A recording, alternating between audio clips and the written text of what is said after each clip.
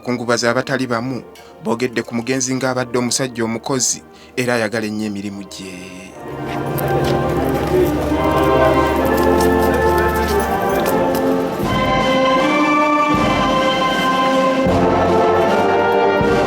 Mu kusaba okubadde ku kkanisa ya St. Mark Ntinda, abakungubazi abooluganda n'emikwano gy'omugenzi balabise nga banyiikaavu bya nsusso olw'okuviibwako omwagalwa.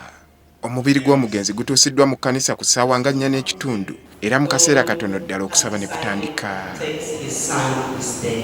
So we are here, brethren, to celebrate the life of our friend, of our father. He has not gone, he's just resting. We shall see him one day and he's going to wake up and he's going to greet us. Me, I am happy that I saw a smile on his face. And then, yeah, that's what I wanted to say. Just enjoy his life, how he is. Take heart, because it's a hard thing. We're not going to see him again, but we can still talk to him in our hearts.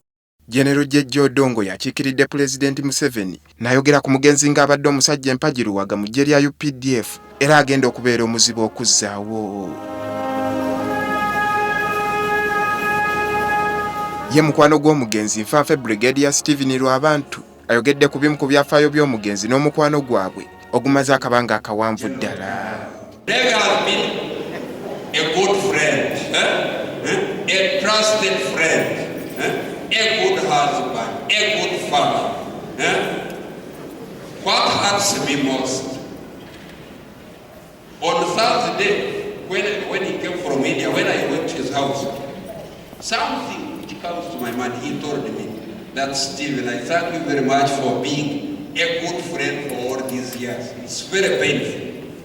But I'll keep with that. But Levi was a peaceful man. Omulungamya w'amagye ga UPDF Lieutenant Colonel Felix Kulayigye ayogedde ku mugenzi ng'abadde omukozi ennyo era alina okwewaayo ku mirimu gye. Ono agambye nti ono abadde taleka mulimu gwe nga teguwedde era ng'afaayo nnyo okulaba ng'akola omulimu ogusingayo obulungi.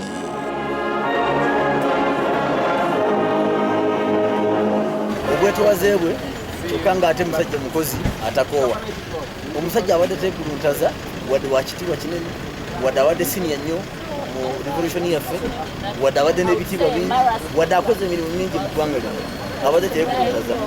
Era ekyo faaba mu kitwadde essomo tofuddeeyo otuusewa oba okoze eki beera mwetowaze. Namba 2 fa tulekedde omugugu nti ye agenza alese omukungu. Amagye geeyamye okuyambako kuba ennyumba y'omugenzi Major General Levi Kaluhanga singa banaabeera mu bwetaavu bwonna. Omugenzi ayogerwako ng'eyakola enteekateeka y'amagye amakuumaddembe e Somalia okulwanyisa abatujju ba Al-Shabaab. Omwoyo gw'omugenzi omukama gulamuze kisa.